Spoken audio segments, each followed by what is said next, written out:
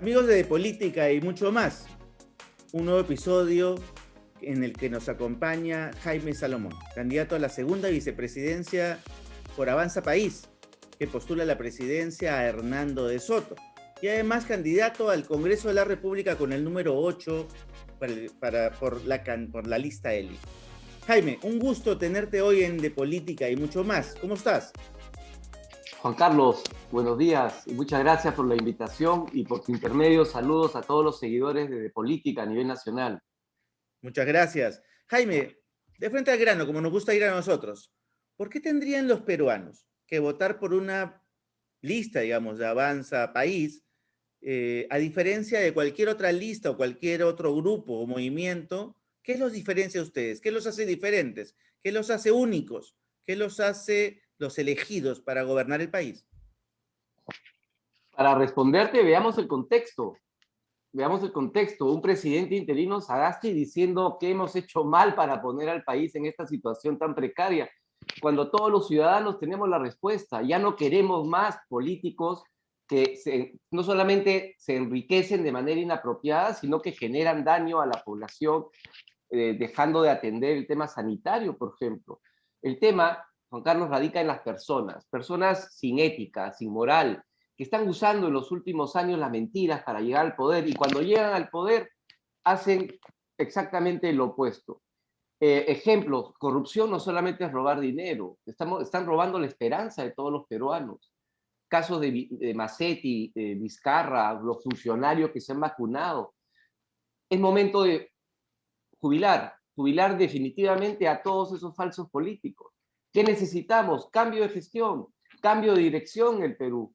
¿Pero de quién depende? De los 25 millones de peruanos, que debemos reflexionar, revisar la historia de vida y el que han hecho los candidatos para llegar al poder. De tal manera, necesitamos personas capacitadas, preparadas, con experiencia y sobre todo conocimiento de la realidad nacional. Y eso es lo que encontré en Hernando de Soto y en el equipo que lo acompaña. Necesitamos recuperar la dignidad.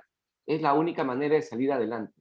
O sea, no es una jubilación por edad, es una jubilación mental, es una jubilación de cambio de chip.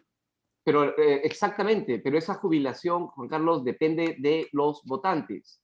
Por eso yo los invoco a revisar bien el por quién vamos a votar si queremos cambiar el rumbo del Perú. Y Avanza País, liderado por Hernando de Soto, tenemos el equipo preparado y con conocimiento de la realidad nacional para hacer ese cambio que el Perú necesita. Tomado el Estado, llegando al gobierno, de ustedes instalados en él, una de las propuestas concretas, y que te la has escuchado a ti, además, es la de la reforma del Estado. ¿En qué consiste esto de la reforma del Estado que hemos escuchado durante los últimos 30 años? Porque todo el mundo dice, sí, hay que reformar el Estado, sí, hay que achicarlo, sí, hay que... Pero ¿qué diablos es eso de reformar el Estado? ¿Con qué se come? ¿Cómo se manifiesta? ¿Cómo se hace realidad esta reforma del Estado? Propuesta concreta, Jaime, ¿en qué consiste? No se trata de vestir al Estado con un sastre diferente. Lo que necesitamos es reformarlo realmente, empezando con que el Estado debe dejar de ser un ring de box donde se pelean partes políticas. Y lo que estamos proponiendo es unir estas diferentes formas de pensar y de visionar el país a través de una mejor y nueva relación entre el ciudadano y el Estado. Desde ese punto de vista, lo que necesitamos hacer es, primero, crear un sistema de información unificado en el Estado para permitir que sepamos quién es quién en el Perú. El ejemplo de la pandemia, no han sabido a quién apoyar. El ejemplo de la agricultura, o cuando hablamos de informalidad. Te pongo un ejemplo: el INEI está con data a septiembre del año pasado y dice que somos 75.2 de informales, con 96.2 de informalidad en el campo rural. Y eso fue hace 5 meses. La informalidad ya está sobre el 80%, similar a los números del 2008. Segundo, necesitamos una economía de verdad, y el Estado debe ser un Estado amigo que acompañe, menos regulador, pero más promotor. De esa manera vamos a capacitar y facilitar el desarrollo de micro y pequeños emprendimientos. Con eso vamos a generar seguridad de salud, seguridad de trabajo, seguridad de papeo, y eso va a conllevar en confianza. Tercero, titulación. Necesitamos iniciar el proceso de titulación para poder tener acceso al financiamiento, y esa va a ser la llave del desarrollo sostenible. Va a generar riqueza en el bolsillo de cada peruano. ¿Y los fondos de dónde? Hay 8 veces más el presupuesto nacional, que este año es de 183.000 millones de soles, en proyectos y recursos bloqueados. Tenemos el litio en el sur que no lo están utilizando ni se está promoviendo. Y no solamente el litio, sino generar proyectos que le den valor agregado. El Estado, para hacer toda esta reorganización, necesitamos gente competente, con experiencia y capacidad comprobada. Necesitamos perfeccionar, por ejemplo, la ley de descentralización. No se puede reformar el Estado si, como hasta ahora, los alcaldes distritales no coordinan entre sí, no están obligados, no coordinan con los provinciales, no coordinan con los gobernadores y menos con los ministros, y no tenemos un Congreso que fiscalice y represente.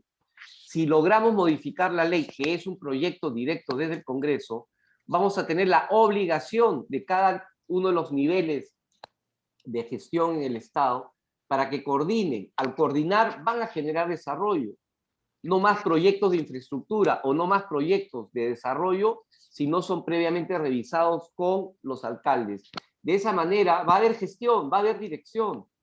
Juan Carlos, dirigir y gestionar el Estado es dirigir y gestionar una gran organización. Y para eso tú no requieres profesionales ajenos a la gestión y la alta dirección, que lo hayan hecho durante su vida, que sepan cómo salir adelante. Eso significa tener un gobierno de verdad y tener congresistas de verdad. En el caso del Estado, hay un elemento clave, tú lo has dicho, lo has tocado tangencialmente ahorita, pero quiero que profundicemos sobre eso, el funcionario público. Si nosotros no cambiamos esa mentalidad del funcionario público, que llega a las 5 de la tarde y el lapicero se le cae de la mano porque ya culminó su función, o que tiene miedo de firmar un papel porque, claro, mejor no firmo porque si no puedo tener responsabilidad. ¿Cómo cambiamos ese chip? Y claro, no lo puedo votar porque si lo voto, me atengo a, por decisión política, juicios, problemas, conflicto social, reclamos. ¿Cómo jugar con eso? Es decir, nos vamos a bancar ese tema social y vamos a hacer y sacar a la gente que haya que sacar si es necesario. ¿Nos vamos a El, comer el pleito? el gran problema está entre las personas que se levantan todos los días y dicen quiero ir a trabajar, y otros que dicen tengo que ir a trabajar. Exacto. Con un Pero Estado ahí, amigable que acompañe, las cosas van a ser diferentes. Pero hablemos ahora de los dentro del propio Estado, y me refiero a Estado no solamente al gobierno central, al Ejecutivo, a todo también, nivel. también está el Congreso, también están los gobiernos regionales, provinciales y locales, y ahora los comunales. Necesitamos cambiar de chip. ¿Y cómo se va a hacer? Hoy en día, la gran mayoría de funcionarios tienen miedo de firmar, y por eso es que tenemos una gran cantidad de proyectos y recursos que están trabados. Vamos a utilizar el sistema de información. Necesitamos un solo sistema de información a nivel nacional, no solo para saber quién es quién en el Perú, sino para que toda la acción, la gestión del Estado esté informatizada. De esa manera se va a evitar, primero, temas de corrupción. Segundo, el funcionario público no va a tener problemas para seguir con los procesos normales que están estipulados en cada entidad. Eso es lo principal. Lo segundo, necesitamos gente capacitada y competente a todo nivel del Estado. Eso va a generar el gran cambio. Otro, Y otro gran... Sí, sigue, sigue. no, por favor. Otro gran problema es esta dicotomía, este conflicto que hay al interior del gobierno central entre el MEF todopoderoso, que se ha encargado de los últimos 30 años por lo menos de esa planificación, ¿no es cierto? Y de un CEPLAN chiquito, una PCM que intenta hacer planificación, pero es literalmente avasallado por un MEF que controla las cuentas públicas y literalmente decide qué se hace o qué no se hace. ¿Qué van a hacer con esa dicotomía? ¿Van a quitarle ese poder al MEF y dárselo realmente a un ente planificador con cargo ministerial que equipare eso para que el MEF se dedique a lo que tiene que dedicarse, que es a manejar la cuenta pública? ¿O van a seguir dándole al MEF ese poder todopoderoso donde hace lo que quiere cuando quiere y como quiere. Hay varios factores. El primero, en el Perú se dio política de Estado en materia económica hace cerca de 20 años. Y esa política económica es la que se mantiene hasta ahora con pequeños ajustes. Se deben hacer ciertos ajustes adicionales en la política económica, así como la política educativa, y se deben generar política de Estado, por ejemplo, urgentemente en el tema de agricultura. El MEF cumple esa función porque maneja el dinero del Estado y tiene que saber utilizarlo. Hay un problema paralelo, que los gobiernos regionales y locales no saben utilizar eficientemente los recursos. Y el MEF tiene que estar como una mamá cuidando que los hijos no se gasten la plata. O lo que pasó en los últimos años, que terminan devolviendo cerca del 50% del presupuesto asignado, porque no saben utilizar, no saben generar proyectos. Ahí es donde tenemos que cambiar. ¿Y de dónde? A través de la ley de descentralización, obligándolos a gestionar y dirigir bien y de manera articulada. Por otro lado, se requiere una entidad en el Estado que maneje toda la proyección de proyectos que generen desarrollo a nivel nacional. Y eso debe estar repotenciado con profesionales que sepan manejar esto, de tal manera como ahora sí, a futuro, los alcaldes, gobernadores van a poder coordinar entre ellos. Todo proyecto va a ser revisado de manera apropiada antes de salir adelante. Eso nos va a asegurar que hay desarrollo, pero algo diferente. Hasta hoy solo exigen que tenga rentabilidad económica, cualquier proyecto para que sea aprobado. Nosotros vamos a pedir rentabilidad social, bienestar social. Y te pongo un ejemplo, yo he trabajado en la selva peruana, habían proyectos que generaban gran rentabilidad y bienestar social y que no eran aprobados porque, lógico, esos proyectos no iban a generar rentabilidad económica, pero no se hacían. Tenemos que pensar en el rol del Estado, y el rol del Estado es preocuparse por todos los peruanos.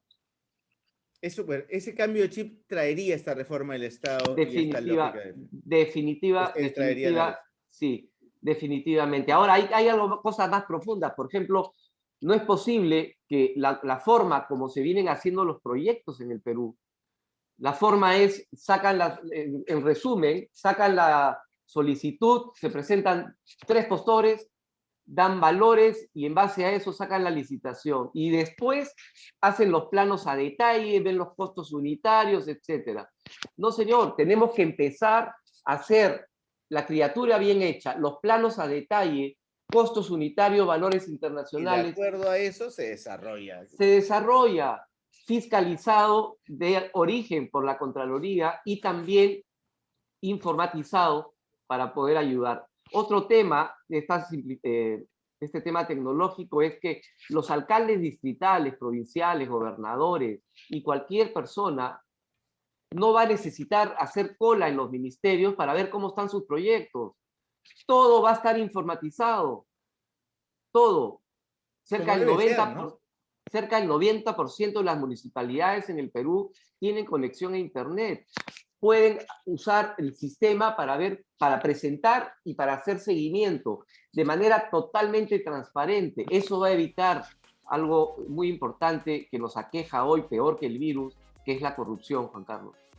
De acuerdo, Jaime. Jaime, gracias por estar con nosotros. Amigo Jaime, reconocido empresario, docente universitario, experto en gestión y alta dirección de empresas, número 8 por Lima, por Avanza País, y además candidato a la segunda vicepresidencia por Avanza País, ha estado hoy en De Política y mucho más con nosotros. Nos vemos en una próxima ocasión y estoy seguro con un invitado especial más para encontrarnos nuevamente en De Política y mucho más. Muchas gracias, Jaime, por haber estado con nosotros hoy día. Un gusto. Hasta luego. Nos vemos, amigos, la próxima vez.